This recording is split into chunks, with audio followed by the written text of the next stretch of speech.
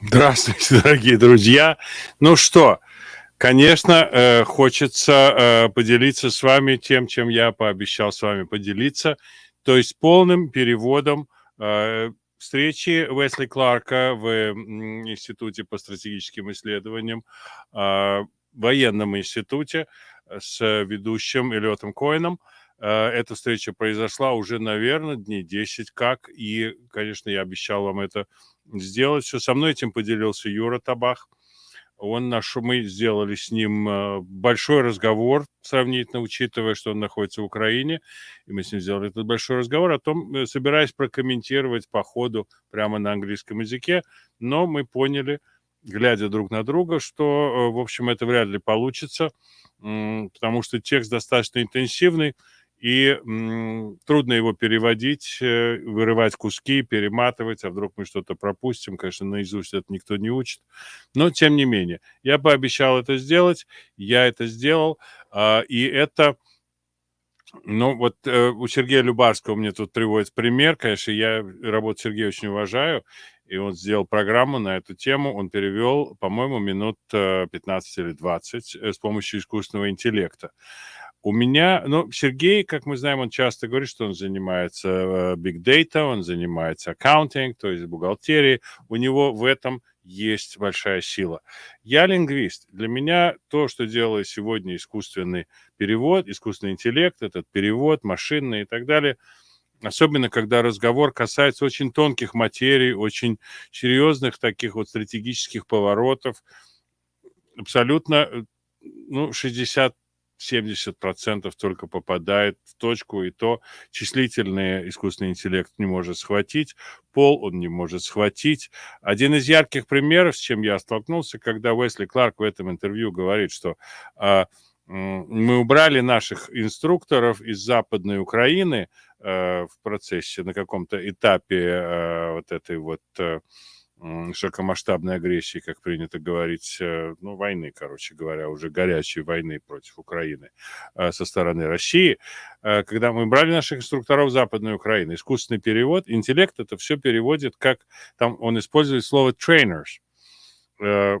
есть тренеров, да, говоря по-русски. Но тренеров по-английски в Америке называют coaches. И trainers это... Он перевел это, как мы убрали свои кроссовки из Западной Украины. Понимаете, мимо кого-то, кто-то может мимо этого пройти, как говорится, и не споткнуться. Я об эти вещи спотыкаюсь. Не значит, что то, что я вам сейчас предоставлю, безупречно. Там все равно есть какие-то пропуски, наверняка, я их еще не отловил, но я сейчас их вместе с вами отловлю. Это будут субтитры, это не будет голос, потому что, опять же, искусственный интеллект впихивает невпихуемое в заданный промежуток времени. Если человек потратил 3 секунды на то, чтобы произнести какую-то фразу достаточно сложную, в русском языке английский текст будет русский текст по сравнению с английским будет длиннее на 10-20%. Однозначно. Однозначно. Он будет. И искусственный интеллект постарается это запихнуть в тот же самый промежуток времени, поэтому часто вы слышите переводы, где говорят нормально, а потом это начинает быстро-быстро говорить, чтобы догнать время. Ну и целый ряд примеров, вы поймете. Я буду присутствовать здесь с вами, я буду смотреть этот перевод вместе с вами. Хочу сказать, что есть такой способ комментариев здесь живьем, как я их получаю впоследствии, когда люди обращают время на реплики, на время, когда это было сказано. И если ваши вопросы будут достаточно серьезные, что-то проскочило мимо вашего внимания, то давайте это обсудим постфактум, посвятим несколько минут после того, как мы посмотрим это видео. Оно продолжается 46 минут. Я его смотрел, ну, как вы понимаете, уже раза 4-5, и оно не скучное. Оно не скучное. Речь у генерала Уэсли Кларка затруднительна для автоматического перевода еще и потому, что она не очень структурирована. У него очень много мыслей приходит по ходу дела, и когда с ним люди находятся на одной волне, знаете, как инженеры разговаривают, да, очень трудно иногда понять.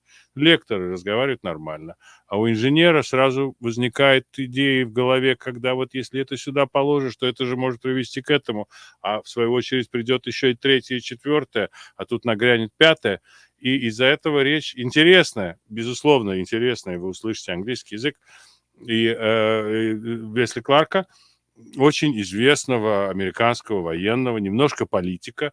Кстати, политику он обходит, может быть, даже придется где-то притормознуть, когда будет особенно вот эти вот углы политические. Но вы их увидите, там речь про Обаму будет идти и так далее. Но, в общем, почему это важно? Важно, вы увидите человека, который как бы самый близкий человек к машинному отделению американской военщины и американской политики. Вот он находится там, он о массе вещей говорить не может, но он о них все равно говорит, он нашел нужным об этом высказаться. И многое из того, что он говорит, вы, конечно, не услышите ни от Карин Жан-Пьер, этой ненужной совершенно идиотки, куклы пресс-секретаря Белого дома. Вы не услышите от Джона Дейли, этого якобы адмирала.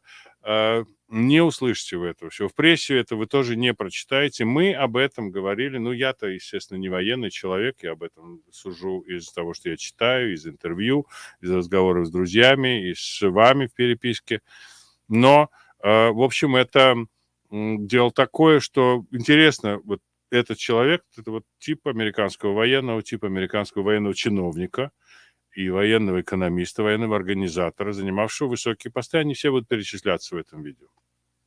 Что еще хочу сказать, что хотели вы этого или нет, но я свое обещание довожу до конца, в том смысле, что это полная версия с переводом, как говорится, на 100% моих возможностей. В данном случае я не монетизирую, никакой копейки от Ютуба я не получаю, но я буду очень признателен, если вы найдете возможным поддержать мою работу. Хороших 2 дня я потратил на то, чтобы приехавшие из далеких стран усесться и сделать то, что я вам обещал.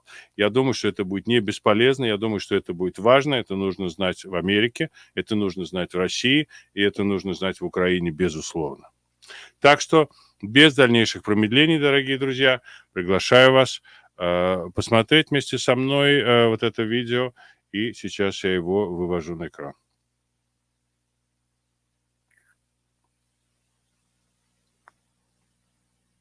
Hello, my name's Elliot Cohen. I'm the Arleigh Burke Chair in Strategy here at CSIS, and I'm pleased to welcome you to a conversation with General Ueсли Clark. General Clark has a long and distinguished career of military service. He was a graduate of West Point, a Rhodes Scholar, wounded and decorated in Vietnam, served in many capacities, including as the head of plans on the Joint Staff, and then as Supreme Allied Commander, Europe, 1997 to 2000. And he remains an active observer and participant in debates about national security. We're going to be talking with him about Ukraine, about the war, about things that we might have done better, that we need to do better, and its larger implications. General Clark, welcome to CSIS. Thank you very much, Elliot. So let me begin with the question, how would you assess the American government's performance in Ukraine? What have we done right? What have we done wrong? And what consequences has it had? Well, let's start by going back to the beginning. We've never handled Putin the right way. We didn't handle him the right way in the second Bush administration because clearly he's not a Christian and he doesn't really exhibit Christian values despite having worn a cross when he met with President Bush. We didn't handle him the right way after he invaded Georgia during the Olympics of 2008. We didn't handle him the right way with the reset in the Obama administration. We didn't handle him the right way when we invited him into Syria. And we didn't understand what he was doing in Ukraine in 2013 and 14. Can I just pause you there and ask, why do you think that's the case? I mean, you've had a long career dealing with Russians, first looking at them on the other side of the inter-German border, but then negotiating with them after the end of communism. What accounts for this misreading, which, you know, if you think about the different presidencies that you're talking about here, Republicans, Democrats, different flavors of both, why? We never really opened up the Soviet Union after it collapsed. The same people rebranded themselves as parliamentarians. Many of them were KGB. They'd been through a KGB school. The book Putin's People lays all this out very clearly. We didn't really understand it at the time. We sent a few economists from the Chicago school over there and said, oh, get rid of these state-owned industries. We created oligarchs. President Clinton thought he had a great relationship with Boris Yeltsin, but even Yeltsin told him, we don't want NATO to expand. And the people in Eastern Europe understood this very well. The foreign minister of Bulgaria told me in 1997, she said, look, today Russia's weak, someday it's going to be strong again, they'll be back, and before that time, we've got to be in NATO. They understand the Russian imperialist urge, and it's been fostered and nurtured by the Communist Party even more than the czars did. And so Putin is the heir of that. More than that, he's totally the apostle of it. So from the beginning, in 1999, when he was at Kuchma's inauguration, President Kuchma in Ukraine, his speech went something like this. He was the prime minister at the time, not the president of Russia. He said, Ukraine and Russia, we are more than brothers. We are in each other's souls. The Polish National Security Advisor flew to meet me the next week, and he said, we're going to have big problems with Putin. He's trying to recreate the Soviet Union. And he gave me some examples that they'd already seen. So our political leaders in the West, we can't imagine when we deal with people and they speak and we have a dialogue and we share coffee or a dinner table, we can't imagine they don't think like us. Putin doesn't think like us. He is an intelligence agent who is imbued with a messianic zeal to restore the greatness of the Soviet Union. He said as much in 2007. We should have taken him at his word. But to go back to Ukraine, Elliot, in 2014, we actually told the Ukrainians to give up Crimea. They had the Russian green men in their sights. They would have resisted. They understood in their military what this was about even then. And we told them, give up Crimea. And then, of course, there was a lot of confusion, and suddenly these people showed up in Donbass, and people said, well, they might be a Russian intelligence agent. Yeah, they were Russian intelligence agents. They tried to do what we do with our special forces, which was create an indigenous movement. It didn't work very well. They did assassinate some Christian missionaries in there, and they rounded up some hooligans and criminals, but ultimately, to take over the part of Donbass, they had to have the Russian army come in and to support them. And in 2014, we had these poor Russian soldiers. They took away their phones, they took away their ID cards, said, you're going on an exercise. And suddenly they're being shot at and shooting back at the Ukrainians inside Ukraine. And we let all that pass. When Poroshenko was elected in 2014 and came to Brussels and asked for military assistance, and he gave President Obama the list of what he needed, we laughed. But we said no. No M1s, no F-16s, no MLRS. And until 2022, there was an 8-year war with 10, 12, 14,000 people killed just holding the line in Donbass. That's where it starts. So is there a problem with American policy? Sure, it goes back a long way. Yeah. I think, you and I both have been in Kyiv, and one of the things I know that struck me in my first visit is that wall with pictures of all the soldiers who fell in 2014 and since before this the full scale invasion. Let's well, first I want to ask you just on the Obama administration's decisions. Do you think this is naivete at work or fear? I think it was a naivete, and there were people inside the White House and out. I went to Les Gelb at the Conference on Foreign Relations, Council on Foreign Relations after I got back. Les is an old friend of mine, and he was a Democrat, and he was considered, sort of left of where I was when I was working for Al Haig. And I said, Les, you've got to help us on this. I mean, this is a war of conquest of Ukraine. But the people he knew that were advising Obama were like, no, this is a misunderstanding. And, Ukraine's not really a separate country. And there's always been these frictions. And this is about money and organized crime. And don't take this seriously. We need Putin to help us with the Iran nuclear agreement. And so the Obama administration, at least from what I could see from the outside, had made two fundamental mistakes. Number one, when they announced the pivot to Asia, it seemed as though we weren't interested in what was happening in Europe. It's that snatch of a quote that Obama said, maybe innocently, to Putin, said, "I'll have more freedom after I'm reelected." And maybe that, whatever it was, we somehow gave the nod to the Russians to say, look, we're interested in space and we're interested in Asia. Don't mess with us there, but you can do what you want in Egypt. Be good friends with in Europe. Be good friends with the Germans and do what you want. And, we're going to have a good relationship. And I think the drive toward the problem with Israel, the Iranian nuclear thrust, trying to forestall a conflict in the Middle East, led the Obama administration to bring Putin in, let him into the Middle East, and also not really take seriously what he was doing in Ukraine. So let's move forward to 2022. I think most of us would probably agree that the Biden administration did a pretty good job of alerting people that this was going to happen, that they shared more intelligence, I think, than was normally the case. But then the question becomes aid and assistance and advice. And that's a story now that's been going on for more than 2 years, because after all, the Ukrainians have been asking for various kinds of weapons for a very long time.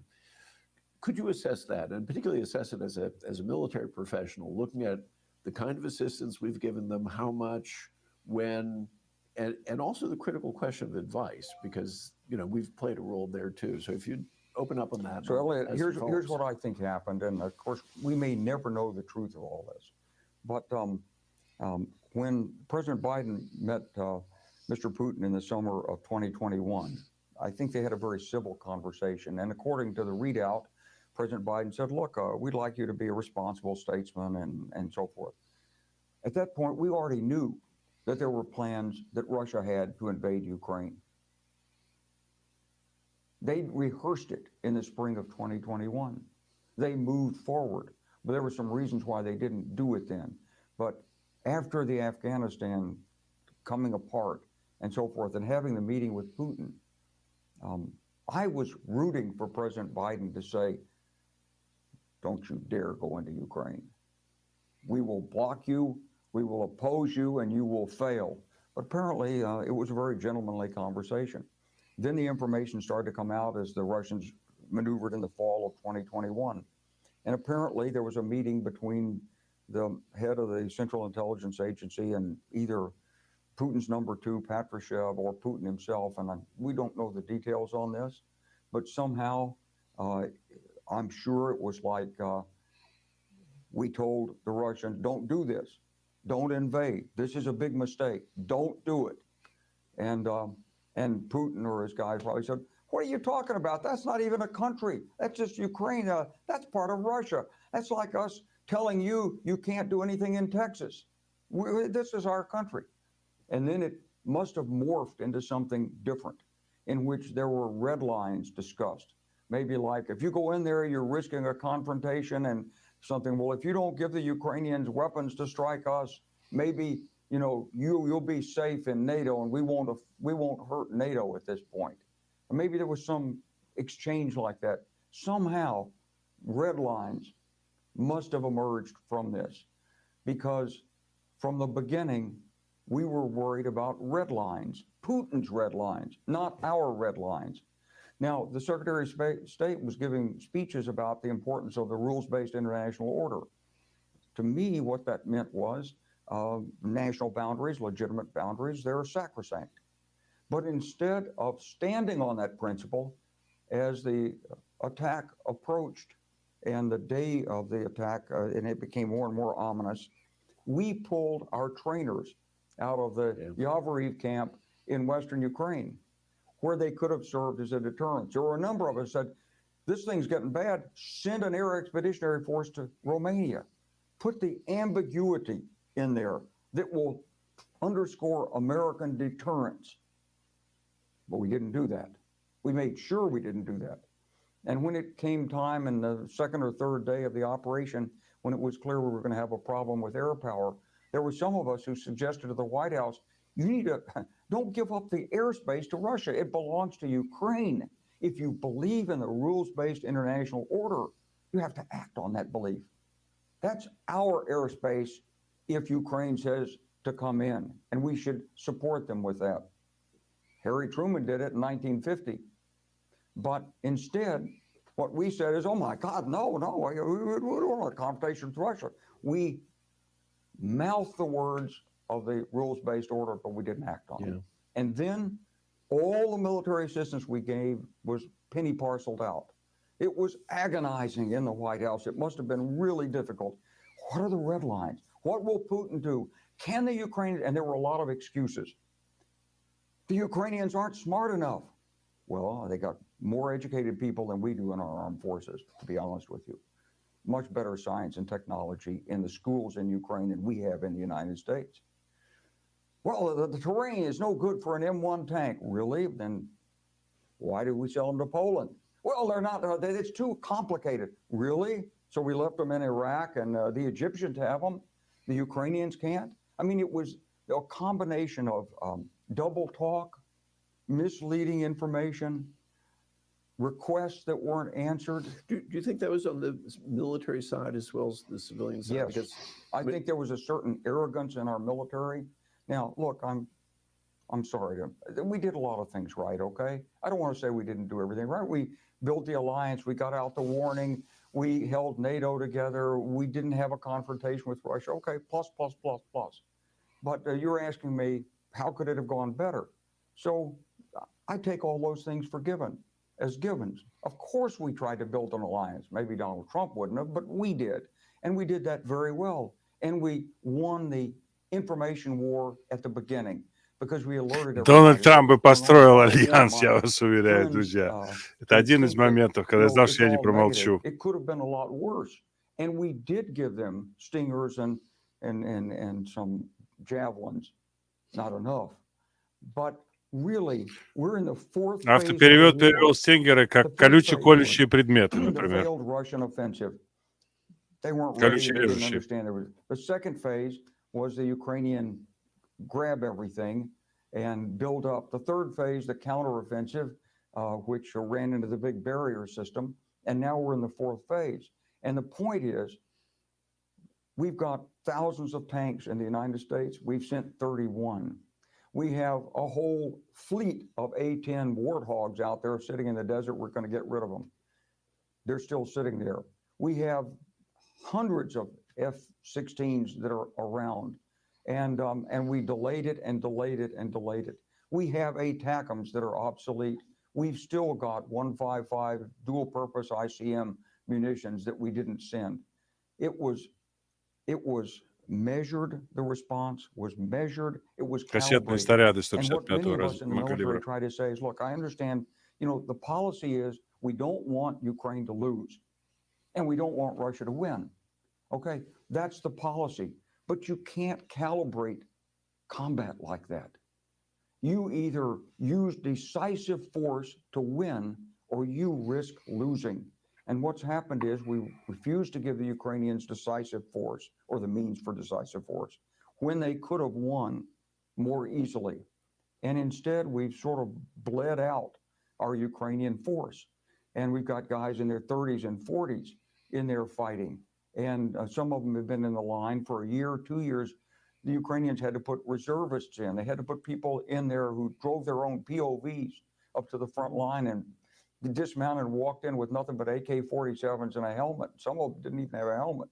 So they did an amazing job given the restrictions that were put on. do you think we gave them bad military advice? I'm talking at the sort of military technical level. Well, I think we were overly restrictive in terms of how we approach the sort of legal responsibilities. I know we don't want to become a party of the conflict, okay? Yeah. But, we could have gone in there and with civilian contractors, we could have organized people to take care of the 777 artillery pieces. No sooner did they get those artillery pieces in the summer of 2022 than a third of them were inoperative because they didn't have the maintenance parts and the channels weren't prepared. And we tried to do everything at that point through a small office in the U.S. Embassy in Kyiv. And the defense attaché was probably going crazy with it. There were guys in the U.S. military and gals who did heroic work, and they put their hearts and souls into this. But starting at the top, the idea was that we don't want a confrontation. Keep NATO out of this. Ukraine, we're really surprised. Ukraine can fight, no kidding. And they are going to fight. But we didn't take the risk. We didn't see it right. We didn't give the right military advice in there to say, you can't fine-tune a conflict. It has momentum. It has a life of its own. You got to go in there to win. And we never said, as a policy, that we wanted Ukraine to win. That's absolutely right. I mean, I've always thought that there is something really deeply problematic about saying, you know, we're going to be with you to the end, but we're not willing to say, we want you to win, and by the way, we want Russia to lose. One question I've always had is, it always seemed to me it would have been a good thing to have had a military advisory group there. That is to say, to have American soldiers not in combat, but in country, advising, training, but among other things, establishing relationships with Ukrainian officers and military leaders, and simply getting a better sense of the reality on the ground. I mean, my own feeling is we've had a lot of quarterbacking from a distance from people who, some of whom have never been in Ukraine because the government won't let them go, not because they don't want to go. Is that a legitimate criticism? I think it's a legitimate criticism, yeah. And I think there's something else. And I don't want to be overly critical of our own armed forces, because the volunteer force and the Army has done incredible work. And how we held together during the 20 years in Afghanistan and the time in Iraq, and the great work done by our special forces and the generals who pulled all this, and getting the recruits in there and building the equipment, and now having to face China.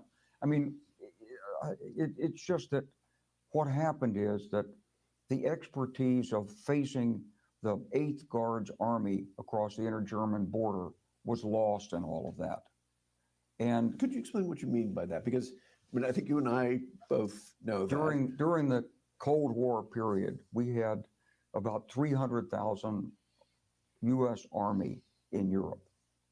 And all the heavy force leaders, and I was a tank officer, and you had repetitive tours. You went there as a lieutenant or a captain, you were back as a major, a lieutenant colonel, or as a general, and you saw it again and again, and you had to deal with the reality of what was on the other side of the inter-German border, which was a formidable, complete Soviet force. I was in Ukraine as a NATO commander and met with the Minister of Defense, and we had a nice talk in 2000, and he'd been the commander of a tank army during the Cold War. And he told me, he said, we'd have been on the English Channel in 5 days. Did you believe him? So it's the kind of professionalism that was there in the Soviet armed forces.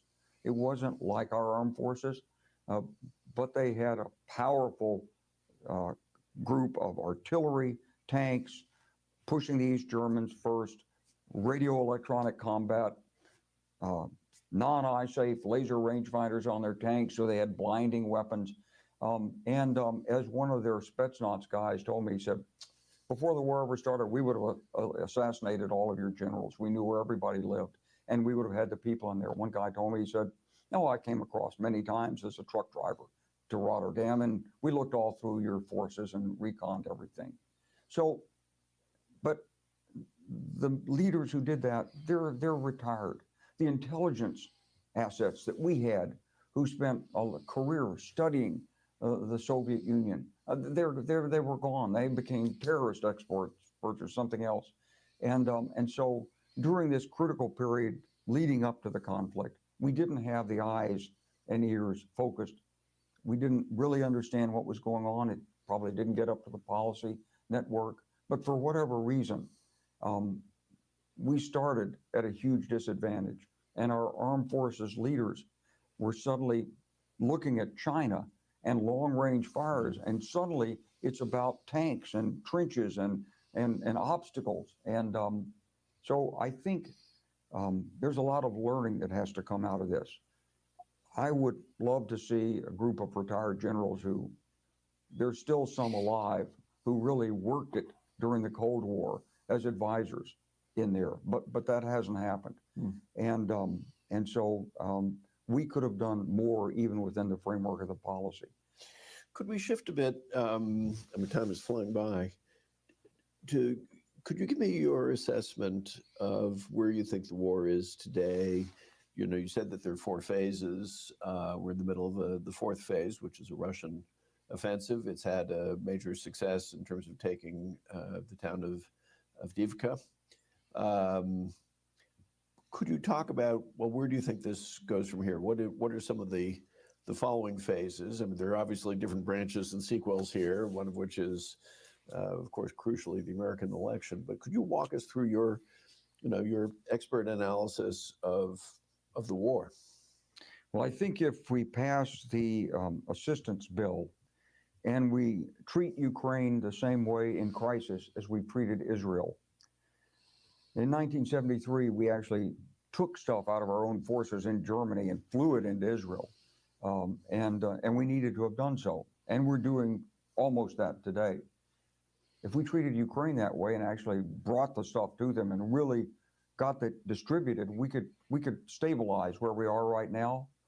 And then with the right additional equipment and 12 to 14 months of work, there's a chance they can break through the Russian lines somewhere. It could be Donetsk, it could be Crimea, it could be an air envelopment, but they've got to have the tools of modern warfare. You can't expect them to fight without air superiority. The drones are great. Build more drones, and they're ingenious, and their action development cycle is faster than the Russians, but the Russians will catch up. And so it's a moving target you're going against. We have to recognize that this war is in a very dangerous stage right now. And if that bill isn't passed, the Ukrainian forces are not like they're not like what we envision the American army to be. They're not all armored, mobile, and all connected the right way. They're not capable, I don't think, of waging an effective war of movement. And if there's a breakthrough and it slices in toward Kharkiv or even further toward Kyiv, and if you want to put up that map, I mean, it's a long way, but it's going to pose that's a 600-mile front, and you look over there, Kyiv is about 450, 500 miles away from where that battle is right now. But that's mostly rolling, wooded, and open terrain. There are some river lines that have to be crossed, but the toughest terrain is where the fighting is right now. And so we need a different focus for the Ukrainian army if it's going to fight a war of movement. It doesn't need 31 tanks and 100 Leopard tanks. It needs 1,000, 2,000 tanks. It doesn't need a few 300 towed artillery pieces. It needs self-propelled artillery. And it needs not 25 F-16s. It needs a couple of hundred F-16s and a couple of hundred A-10s. And it's not going to happen quickly enough. So they've got to hold this line. And that means when that aid package comes through, we've got to find a way to get that artillery ammunition and the new systems in there and distribute it as rapidly as possible. Do your successors as general officers and flag officers in the United States and elsewhere understand things, you think, the same way you do in terms of the scale of what's needed and the urgency of what's needed? I mean, we've talked about the political leadership and about the fear of escalation and so on and so forth. I'm curious, on the military side, do you think that need is sufficiently well understood? I think it's a staggering bill, and I think General Cavoli over there understands it very, very well. If we don't stop them here, we're going to have a 2,500-mile front with NATO. And we really couldn't handle the 400 miles of the inter-German border in the Cold War. I can't imagine what it will take to sort of mobilize NATO if Ukraine falls and we're faced with a threat that runs from the Baltics all the way down to the Black Sea. Let me ask you just one other kind of military technical question, and that is Russian performance. Before the war, there was a lot of talk about the Russians were going to roll over all of Ukraine. In fact, I'm part of a project here at CSIS with Philip O'Brien of St. Andrews University on the initial analysis of the Russian-Ukrainian military balance, which was way, way off. I mean, the Russians were far less competent and effective than anybody anticipated, to such a degree that we should think about it. But that was 2 years ago. And as somebody who's interacted with the Russians, who's studied them, who's observed them closely, how do you assess the evolution of the Russian military throughout this? You know, they, first of all, they didn't really, the Russian military really never had much say in the first phase of the operation. That was an intelligence operation, and it was set to put a few helicopter landed troops in there, and then an internal revolt, and then get rid of Zelensky. And then they assumed that they could put Yanukovych back in, and suddenly they'd have Ukraine. It was like a coup de main. And so they weren't deployed for combat. And when the dam was broken and the roads were flooded and they couldn't get off-road, they didn't have the logistics, air defense, electronic warfare, or artillery actually deployed. What they had were battalion tactical groups, and some of them made it south of the Lviv-Kyiv road, and but they ran out of guidance and logistics. They couldn't get the logistics in. It was a misreading of true Russian military capabilities. And then they tried to reorganize, and then that was a fumbling, difficult thing also in combat. And by the way, we were assisting the Ukrainians with some powerful assistance that is not disclosable, but it contributed to the difficulties that the Russians had in phase two. But when they put the defense in, they know how to defend, and they had a lot of mines, and they had a lot of automatic mine-laying equipment. The way the Soviets thought is the way the Russians think. We learned that for us, battles are won at the bottom. It's the individual soldier, the guy with the rifle. He's the one who actually makes the advance possible. The Russians operate exactly the opposite. For them, a soldier is like a bullet. You got so many bullets, you got so many soldiers. You're going to use this many bullets a day and that many soldiers. Throw them in there. And so when we look at the horrendous losses the Russians have taken, and we look at it, we interpret it through our own value system. My God, they're getting killed out there. Surely they're going to stop. Well, no. What they're going to do is call for another round of mobilization, put some more warm bodies up there to get shot. It doesn't have the same impact on the chain of command. Now, it might have an impact on the mothers, but Putin has maintained very capable control of the information space inside Russia. So, you know, we knew early on, we've got to get some people in there to talk common sense to the Russian people. We've got to find a way to do it. We haven't been able to do it. So understand, Elliot, that what we're dealing with is a totally asymmetrical military relationship. The Ukrainians, they're fighting like we would fight. They love their people. They're taking care of their soldiers. They want to save every life they can. For the Russians, that's not the case. Orders come from the top down, and you either perform as an officer and throw your people into the breach and go into it if you have to, or else. But let me push the question a little bit further. So I absolutely take what you say, but still by British estimates, Ukrainian estimates, they've taken somewhere on the order of about 400,000 combat casualties, dead and wounded who are effectively off the battlefield or prisoner. We have, an amazing thing these days, you can document equipment losses using open sources. They've had extraordinary losses of equipment, which they don't really seem to be able to replace. And their own military industry can't do it, otherwise they wouldn't be turning to North Korea and Iran and so on. And even with the human losses, while there are plenty of, they'll keep on sending warm bodies into the fight, they've also been losing the captains and majors and lieutenant colonels and even the generals to a degree that, we really never have. Does that degrade their overall effectiveness to some extent? Sure, because experience matters on the battlefield, and you don't get the experience and you don't use it unless you survive. But on the other hand, the Russian and before them the Soviet troop leading procedures are very different from ours.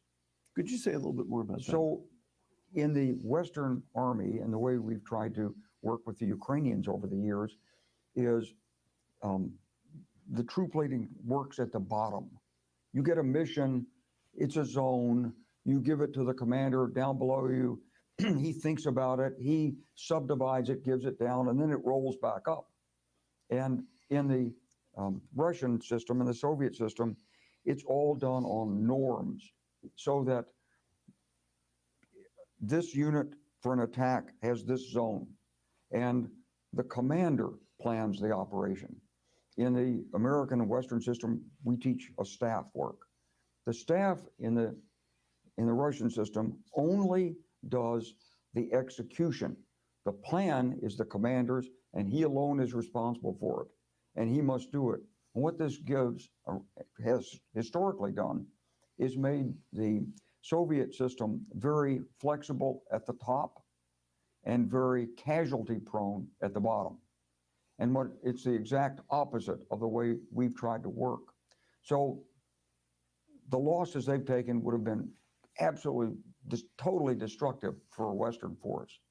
But for the Russian force, there's certain rules you follow. This is the way you do it. Here it is. It's a cookbook. You do it, or you're a traitor. And so it's easier for them to fill in the replacements at the bottom, not necessarily at the top, but at the bottom it is. And they're still having problems. And, all is not lost in this by any means for the West or for Ukraine. But we have to understand what we're up against. And Elliot, the United States has to understand we're in a new era. There's a coalition of forces, nations forming up against the United States. It's Russia, it's China, it's North Korea, it's Iran. They're increasingly well coordinated, exchanging information, plans, tactics, munitions, technologies. That our principal potential adversaries, starting with Russia, are willing to use force in a major way. We didn't see this in the post-Cold War. It was a shock when Russia really invaded Ukraine.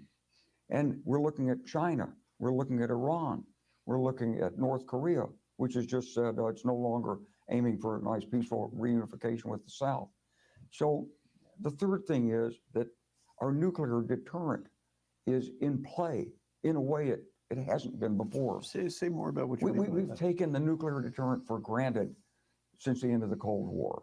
Nobody likes nuclear weapons. It could cause a nuclear global winter. We could shut down civilization. The Bulletin of Atomic Scientists doomsday clock is 2 seconds from midnight, and on and on and on. But the truth is, we stopped our nuclear program in 1983 when President Reagan said, we're not going to do the enhanced radiation warheads. And the Russians didn't. And they've brought out new nuclear technology and new delivery systems. They're way ahead of us. They must think there's value in it. The Chinese are doing the same thing, and there must be value in it, because the first thing that we've been nervous about in supporting Ukraine is Putin and Medvedev and other people keep giving these nuclear threats. And we keep saying, that's irresponsible, as though you're sitting around a coffee table. Don't be talking like that. But for them, it's highly responsible, because what they see timidity on the part of the West when confronted with the reality that Russia has nuclear weapons and might use them in this case. And then you have to ask, and this is what our Western leaders have to ask, how strongly do we believe in this rules-based international system? Strongly enough to fight for it? Or we're going to say it's NATO? Well, if you won't fight for Ukraine when they're fighting, how do you think the people in the Baltic states feel? They're on the edge out there. Do they think the United States is really going to risk nuclear confrontation with Putin to save Tallinn? Will we do that? We say we will legally, but will we? What's the real credibility? And so our deterrent is in question in a way it hasn't been. And this latest flap over the Russian nuclear weapon in space, we've worried about this for a long time. And back in the 1980s, back when you were a young man. Why would somebody put a nuclear weapon up in space? Could you explain that? If that weapon goes off in space, it creates an electromagnetic pulse that can disable satellites. But of course, it also disables things on the ground. Depends on the altitude, the size of the nuclear weapon, et cetera. But it could completely wipe out the U.S. electricity grid for much of the United States with just one weapon, depending on where it is, its altitude, and its strength. So to say there's not going to be any impact on the ground is, well, I mean, maybe if it's a 1/10 of a kiloton at 22,000 miles, maybe not. But if it's a megaton class weapon at 300 miles, it's a really serious problem. And so we're dancing around all these things. No, we don't want a confrontation with Russia. But like we used to say in Army training, the enemy has a vote. And Putin is pushing a confrontation with us. And he's lining up his allies. This is military, it's diplomatic, it's financial with the BRICS and other efforts. And I think, we have to recognize for the United States, we're in a new era. The old idea is that, we're a shining example. President Reagan said, we're a city on a hill. Everybody wants to live in a democratic country like the United States. And we certainly have a lot of people who want to live here. But the politics of democracy are difficult, even in America. And there are alternative models. And with the development of economic developments around the world, there's wealth elsewhere. And there are people looking to retain that wealth. So the old models, the idea that we were the indispensable, exceptional power, we'd like to be, but the times they are changing, and we've got to adapt our policies to this new era. Yeah. Well, that's put a lot on the table there. Let me go back to nuclear weapons for a moment. Do you expect that, or how would you assess the chances that sometime in the next 10, 20 years, somebody actually uses a nuclear weapon for military purposes? Well, if you asked that question 30 years ago, people would have said it's high. It always is going to be possible, but it's hard to find the scenario of who's going to do it when. So if we back away from a confrontation with Putin, he's not going to use a nuclear weapon. He doesn't want to open that box either, even though he has tactical weapons and we don't. He has artillery and short-range rocket-delivered weapons that would be actually quite useful on the battlefield, especially if the Ukrainians are not dug in, if they're in the open. These enhanced radiation weapons that he has, supposedly, they could be very effective. Why do you think? But he doesn't want to cross that.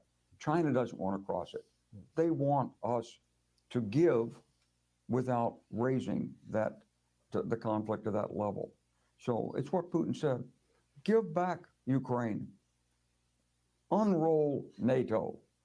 Get these Baltic states back out of NATO. Give up on it. Let Russia have what it wants. What would be the consequences, in your view? Could you just sort of play out the scenario in which, whether it's because of the outcome of the election or a deadlocked Congress, we don't deliver aid to Ukraine, the Ukraine suffers a substantial defeat of some kind, which could be in a variety of ways. What do you think? Just play out for us. What would be the kind of cascade of events you think that might follow that?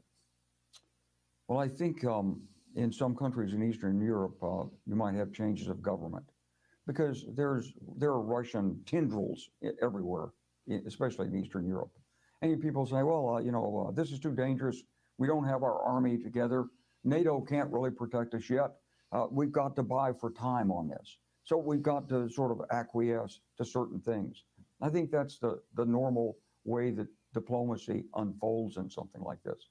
But I think in this country, of course, there'd be political repercussions.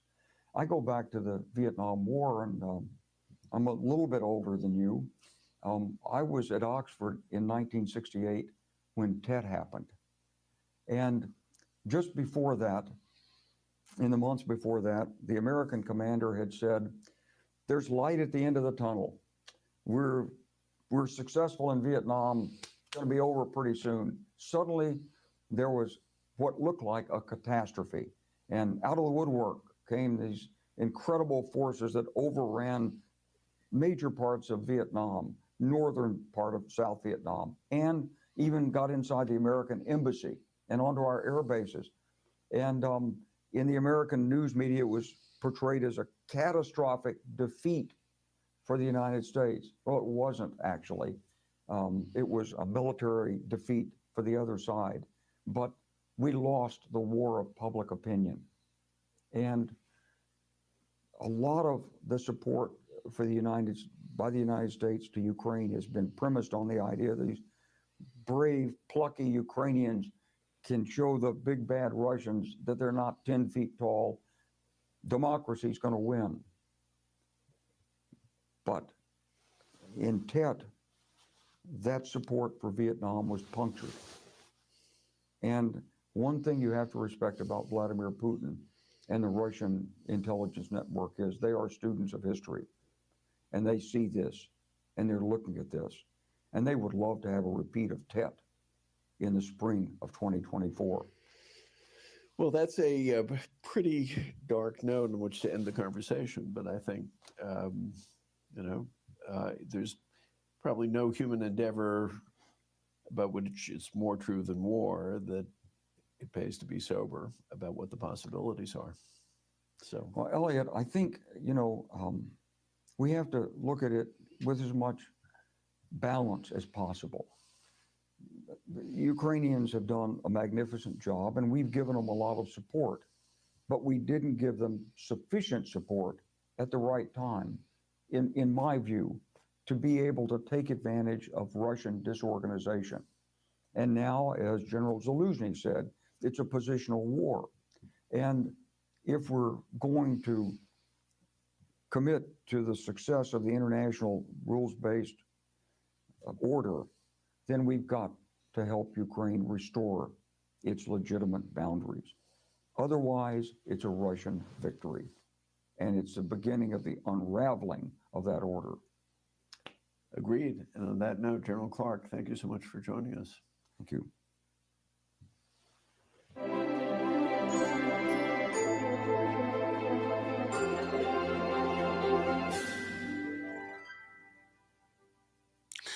Итак, друзья, мне кажется, совершенно невозможно было бы продолжать разговор о том, что происходит сегодня в Украине, без того, что мы услышали только что. И, на мой взгляд, есть хорошая сторона в том, что мы это посмотрели, и есть некий осадок от того, что мы посмотрели. То есть, безусловно, мы это знаем теперь.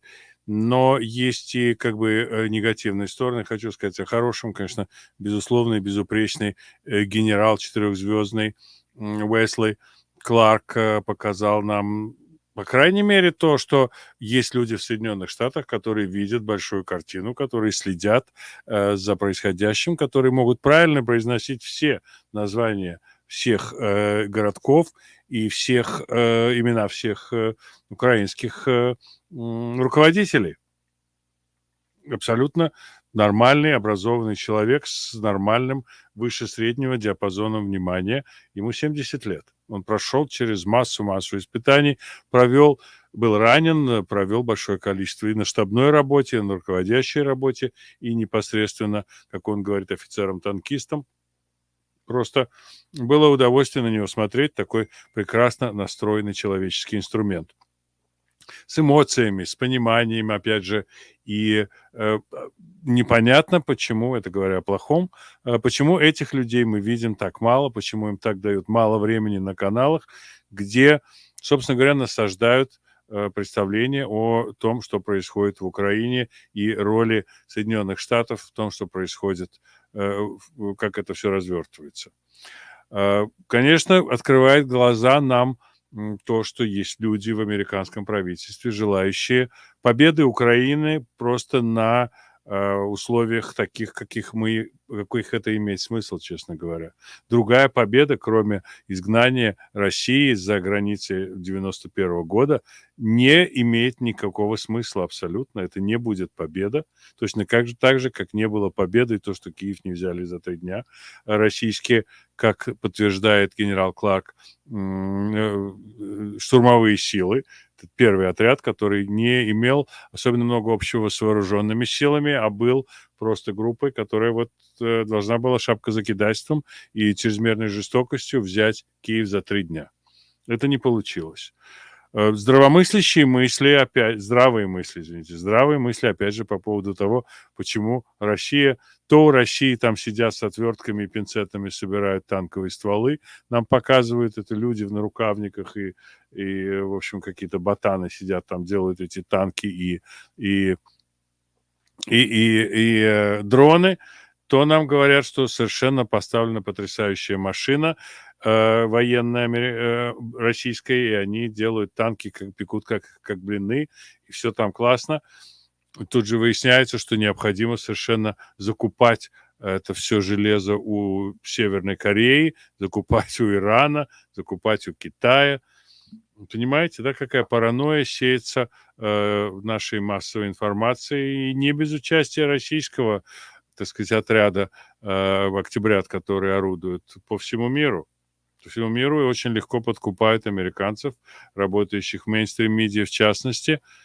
Ну, вот что вам сказать, такой вот генерал Уэсли Кларк. Хочу посмотреть, если вопросы. Да, я понимаю, что эти субтитры, они накладывались, мне по ходу уже пришла идея, как я мог от этого избавиться, но, честно говоря, позднее, чем сегодня, уже этот стрим делать не имело бы смысла. Я буду очень вам благодарен, если вы найдете возможность поддержать мою работу в этот раз помощью материальной. Много времени потратил, денег тоже потратил. Ой, стоп, это Борису нет. Борису тоже можете послать, конечно, но в этот раз я предлагаю вот направить Zelle по этому адресу мне, если получится, или можете дать какую-то пару копеек здесь в Ютубе. Но будет очень здорово, потому что пока я добрался, то есть я скачал это видео, я его пропустил через искусственный интеллект 1, другой, 3. Я заплатил за это. Я получил аудиоверсии, где они разговаривают, да, по-русски, но это совершенно невозможно смысла. Не выброшенные деньги.